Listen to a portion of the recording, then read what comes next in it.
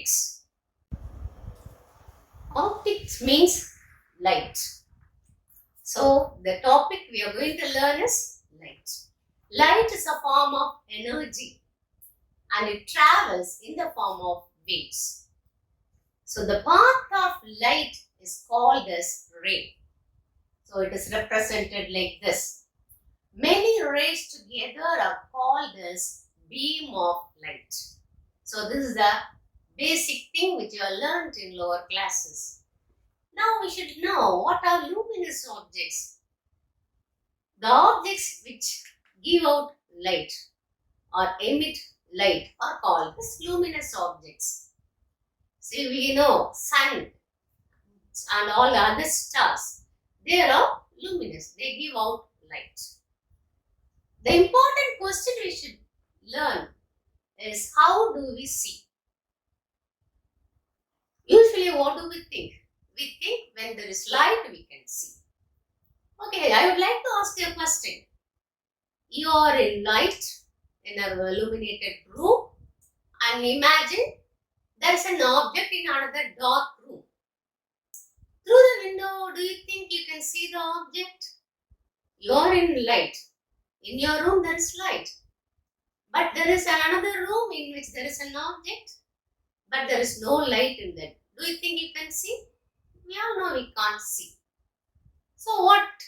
Why we are not able to see? We have light in our room, we have light in our eyes, but we cannot see. On the contrary, just imagine you are in a dark room and there is an object in another room which has light. Will you be able to see? Yes.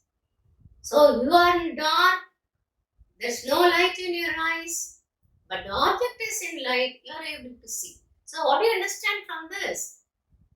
When light rays fall on any object and if the rays are reflected and if they come to your eyes, you are able to see. So there is not necessary that your eyes or you need light. The object needs light to be reflected. So that is how we see. Okay. Next we have to learn about properties of light. First, light is a form of energy. And the next one is light travels in a straight line. This you have learned in lower classes. And the third one, light does not require any medium for its propagation or travel. Even when there is vacuum, light can travel. And the next is speed of light. The speed of light c is equal to 3 into 10 power 8 meter per second. So light can travel very fast. And next is, since light is a form of energy, it has frequency and it has wavelength. Its frequency is given as nu. It is not v, it is nu. And wavelength as usual is represented by the letter lambda. So the velocity of light or speed of light c is equal to nu into lambda. And the next property of light is different colored lights will have different wavelength and different frequency. So if the light is of different color, then they will have different frequency and different wavelength. And next is among the visible light, violet has the lowest wavelength or frequency and red has the highest wavelength. So red light can travel to a longer distance than the violet light. Then last property which we should know is when light is incident on an interface between two media. That means when light travels from one medium into another medium, at the point of intersection, the light gets reflected and refracted. So we have learnt about reflection in lower classes very well in detail in 8th standard. So now we are going to learn about refraction in detail. So the properties of light are, it is a form of energy, it travels in a straight line, It does not require a medium for propagation. Its speed is c is equal to 3 into 10 power 8 meter per second. And its velocity can be given by the formula nu into lambda, that is frequency into wavelength. And different colors of light have different wavelength. Violet has got the lowest wavelength and red has got the highest wavelength. And when light enters from one medium into another medium, it gets reflected and refracted. Now we are going to learn about refraction in detail. So what is refraction? When a ray of light travels from one medium, one transparent medium into another obliquely, that is given in your book as obliquely, that means at an angle. So when it travels from one medium into another medium at an angle, the path of the light undergoes a deviation or a change. It does not go straight. At the point of incidence or interaction between the two medium, the path gets deviated. So that is called refraction. Again, let me tell you, when a ray of light travels from one transparent medium into another at an angle, the path of light undergoes deviation. This deviation is called as refraction. Now this refraction, why does this refraction take place? This is because the light has different velocity in different medium. So it enters from one medium into another medium, there is a change in velocity and hence there is a change in the path of the light. The velocity of light is more in rarer medium and its velocity is less in the denser medium. Okay. Now refraction follows two laws. There are two laws which deals with the refraction of light. First law tells you that the incident ray, the refracted ray of light and the normal to the refracting surface all lie in the same plane. So the incident ray, refracted ray and the normal. Normal means line drawn at 90 degree at the point of intersection. They all lie in the same plane. That is the first law of refraction. It is the same as in reflection. The second law of refraction is, it is also called as Snell's law. The second law of refraction is called as Snell's law. So what does it say? The ratio of sine of the angle of incidence and the sine of angle of refraction is equal to the ratio of refractive indices of the two media. So the ratio of sine of angle of incidence to the sine of angle of refraction is equal to the ratio of refractive indices of the two medium. Refraction takes place when light travels from one medium into another medium. So these two mediums have refractive indices. So the second law, the Snell's law, tells you that sin I by sin r is equal to mu 2 by mu 1, where mu is called the refractive index. Or in plural it is indices. So what is so this is the Snell's law and this is a formula which you have to follow. Okay. Next, what is refractive index? So refractive index actually gives us an idea whether the light is fast or slow in a particular medium. How to find out refractive index of a particular medium? The ratio, it is given or found out by the definition, the ratio of speed of light in vacuum to the speed of light in a medium. So refractive index is defined as the ratio of speed of light in vacuum to the speed of light in a medium. So this is given by the letter mu. Okay. The speed of light in a medium is, if it is low, the refractive index will be high. Or if the refractive index is high, speed of the light in that particular medium will be low. If the refractive index is low, then speed of light in that particular medium will be high. When light travels from, so this refractive index mu can be given by the formula mu is equal to C into V. Okay.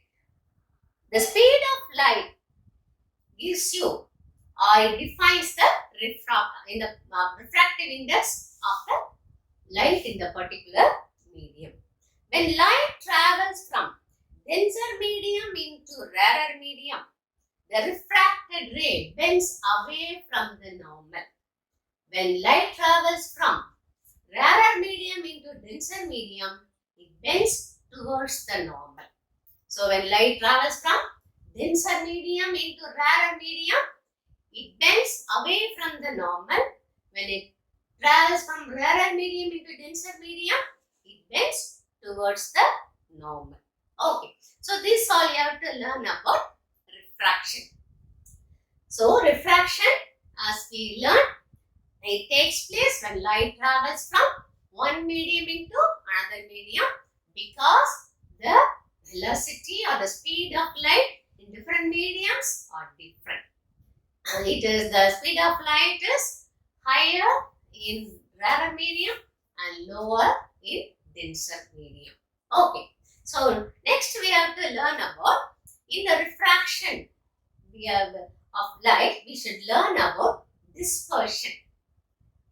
So what is dispersion of light? First you should know there are two kinds of light. So the light which is of a single color, it is called as monochromatic source of light. The light which produces a single color is called as monochromatic source of light. On the other hand, a composite source of light produces a white light. It contains all the colors within that. We know when it is white, it is not a color, it is a combination of all the colors. Oh, that is called as composite source. So when a source gives out white light, we call it as composite source of light. So in this, now we have to learn about dispersion. What is dispersion? When a beam of light, white light or composite light, is refracted through a transparent media such as glass or water, it is split into its component colors. This phenomenon is called as dispersion of light. So dispersion of light means when light travels in a transparent medium, when it gets refracted, it splits up into its component colors. White light splits up into the different colors which are present in it. This is called as dispersion of light. We all know very well, even small children will know the 7 colors of the light with G or violet, indigo, blue, green, yellow, orange and red. Okay, so this is being in short, we call it as with G or. So what do we get this dispersion? Why does white light get dispersed into the different or component colors? It is because the different colors, when they are bent from, when they go from one medium into another medium, they bend at different angles because different colors have different speed. So when there is a bend due to refraction, the bending is different. The measure of bending is different. So all the colors get separated. The angle of refraction is smallest for red and it is greatest for violet. Okay.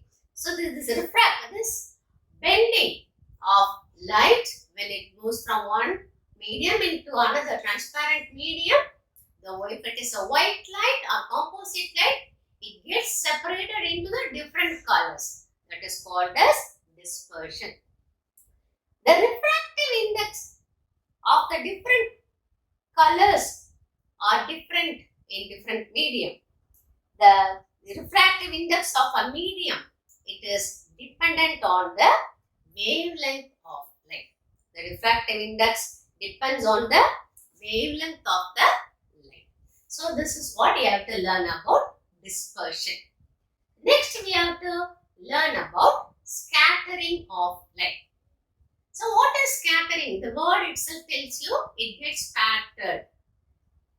When there is a source of light, it falls on an object. So this ray is called incident light or incident ray. When it falls on an object, it gets scattered into different directions. That is called as scattering in general. So when sunlight enters the Earth's atmosphere, the atoms and molecules of different gases present in the atmosphere refract the light in all possible directions. This is called scattering. So when sun's rays enters the atmosphere, it travels a longer distance. When it enters the atmosphere, there are a lot of different atoms and molecules in the atmosphere. They scatter them into all possible directions. That is called as scattering of light. So in this phenomenon, the beam of light is redirected into all possible directions when it interacts with a particle of medium.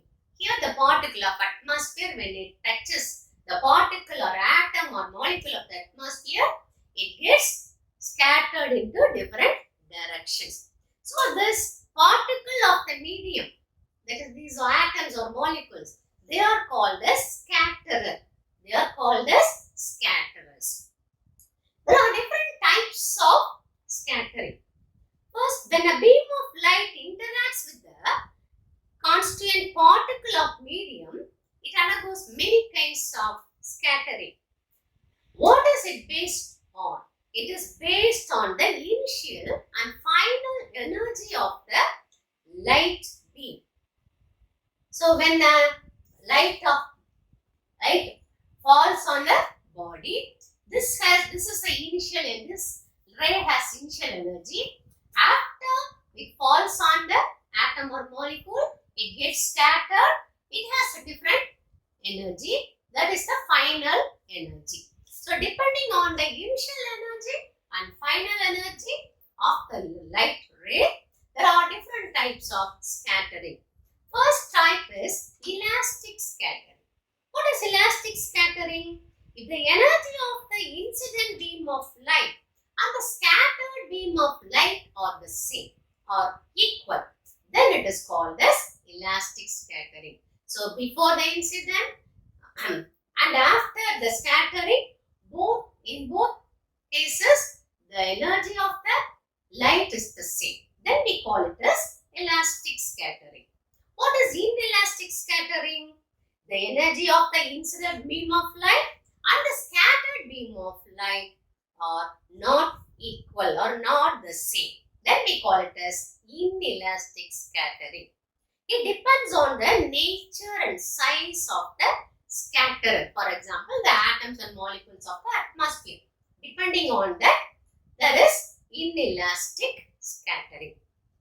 There are four more types in inelastic scattering. First one is Rayleigh or Rayleigh. Rayleigh scattering is the name of a scientist. So Rayleigh scattering, the scattering of sunlight by the atoms and molecules of gases in the Earth's atmosphere. So when sunlight comes in, the atoms and molecules of the atmosphere scatters them into all possible directions. That is called as Rayleigh scattering. So Rayleigh scattering, there is a law, Rayleigh scattering law. So what does it say? The amount of scattering of light is inversely proportional to the fourth power of its wavelength. So how much it scatters? Yes, it is proportional to wavelength, fourth power of, inversely proportional, that is 1 by. inversely proportional to the fourth power of wavelength. So what do you understand from this? If the wavelength is less, scattering will be more. If the wavelength is more, scattering will be less. That is what called inversely proportional. So when the sunlight passes through, we all have a question when we are in lower classes. Why does the sky look blue? That is because of this Rayleigh scattering. Why? Here, the wavelength of the color blue, the light, blue color light, it is very less. So when it enters the atmosphere, in the beginning itself, it gets scattered to a greater extent. So it gets scattered on the upper surface. So we can see the blue color when we look up. So we think the color of the sky is blue. That is because blue color is scattered to a greater extent when it enters the atmosphere from the sun. When it comes to red, it has got larger wavelength. So when the wavelength is greater, scattering is very less automatically according to Rayleigh's law.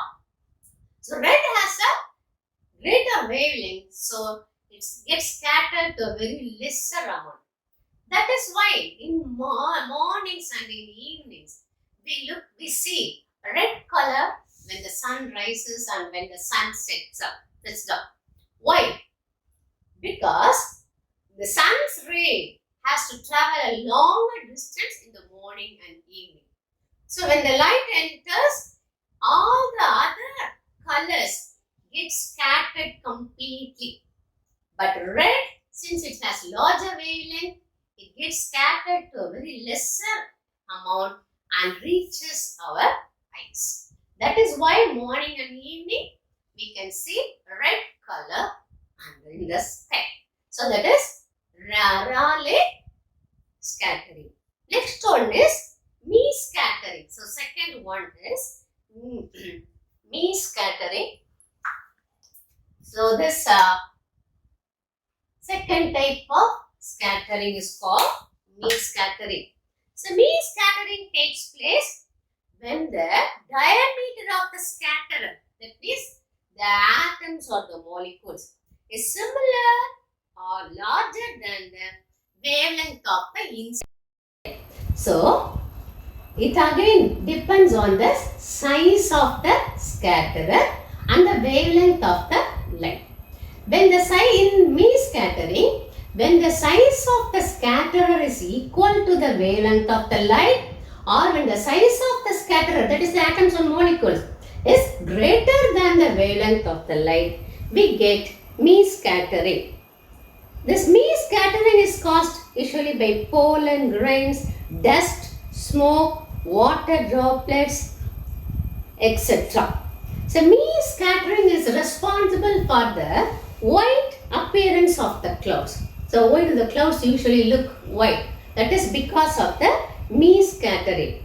When white light falls on water droplets, all the colors equally get scattered and hence the clouds look white. So the white color of the clouds is because of the me scattering. Third one is Tyndall scattering. So Tyndall is again a name of a scientist. So Tyndall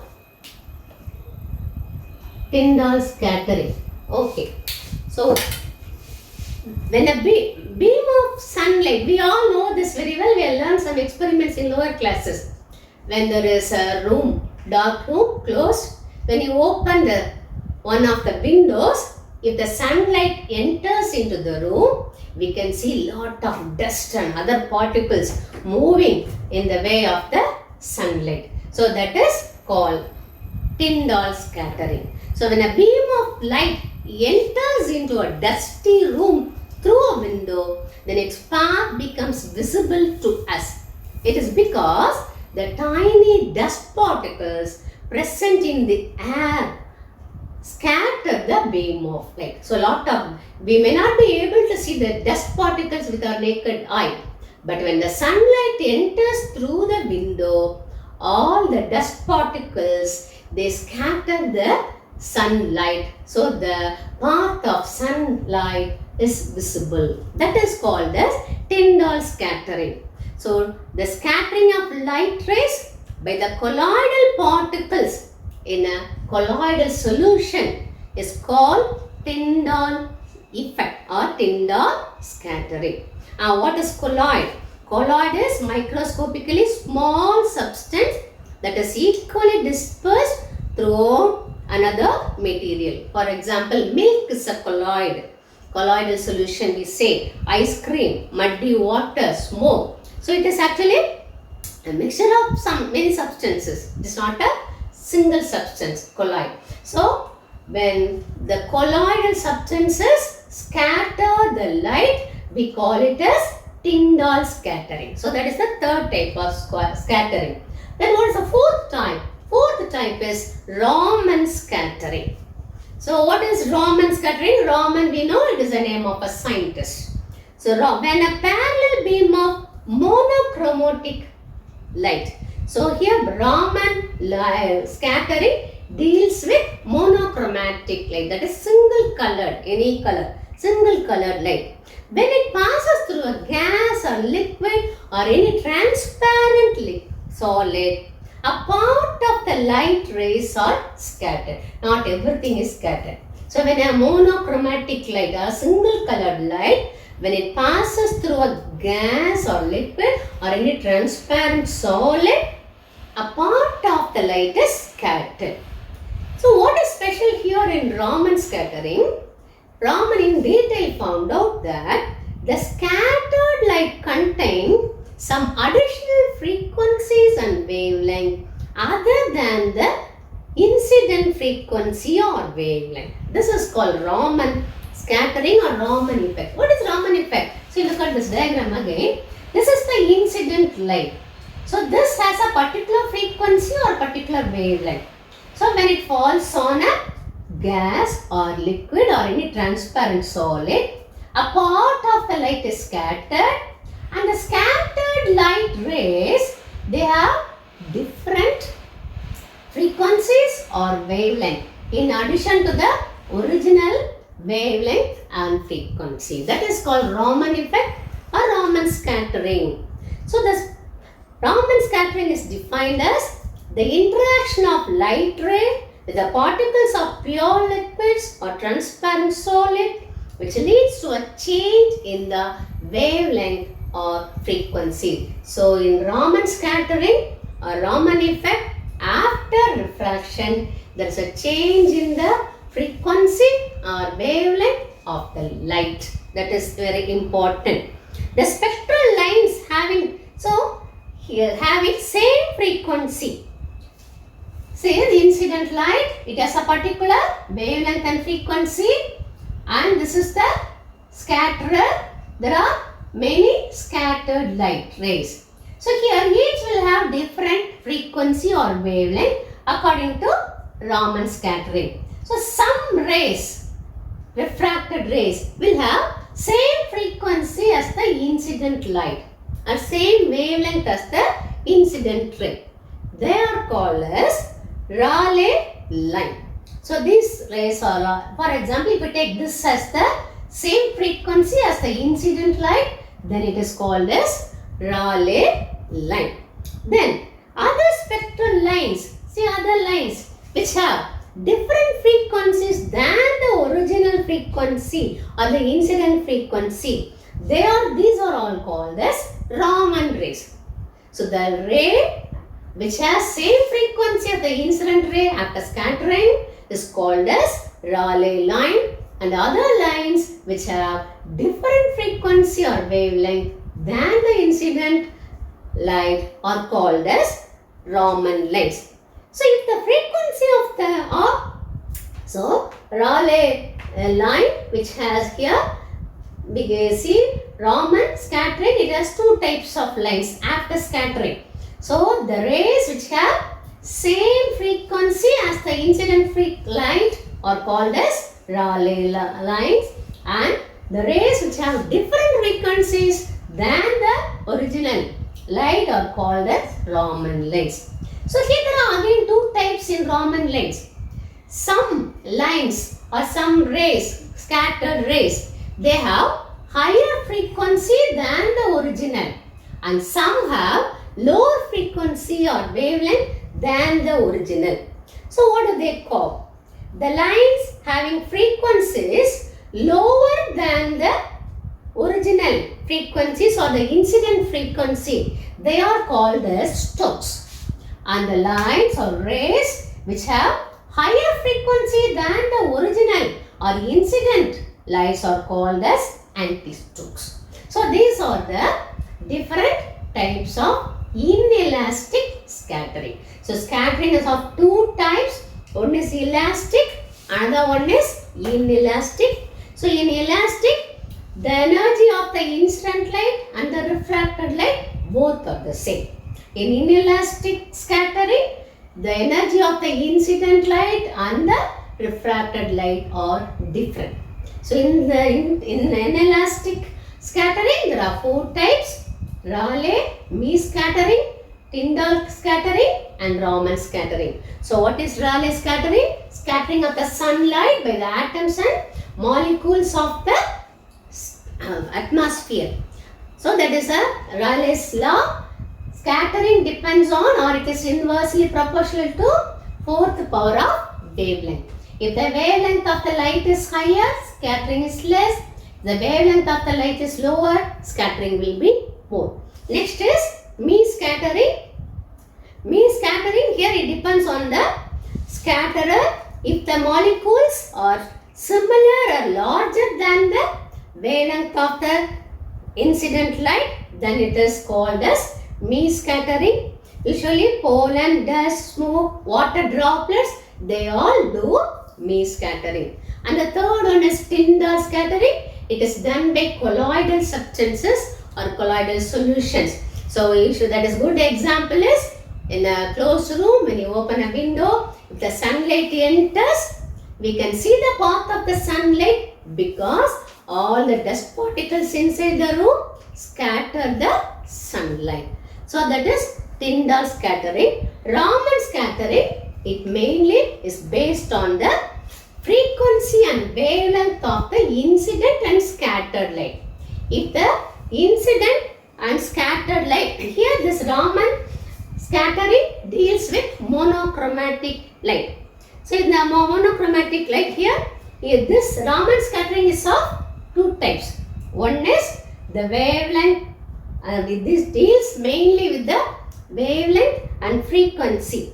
So the interaction of the light ray with the particles of pure liquids or transparent solids, which leads to a change in wavelength or frequency. So here in the Raman scattering, there are two types. We can say Rayleigh line and Raman lines. If the wavelength and frequency are same as the incident light, then it is called as Rayleigh line, those lines. And other lines which have different frequency or different wavelength, then we call them Raman lines. If the frequency or wavelength is lesser than the original or the incident light, it is Stokes. If it is greater, we call them anti-Stokes. So these are all we have to learn in optics in the main introductory part. Here we mainly deal with refraction of light. Refraction means when light enters from one medium into another medium, the path gets changed. There is a change in the direction of the light ray. That is called as refraction. Okay, we'll see the remaining part in the next class. Okay, students. So now we have learned the first part of the light, that is optics. I hope you understand what I have taught you now. So we'll see the next part, mainly about lenses, in the next class.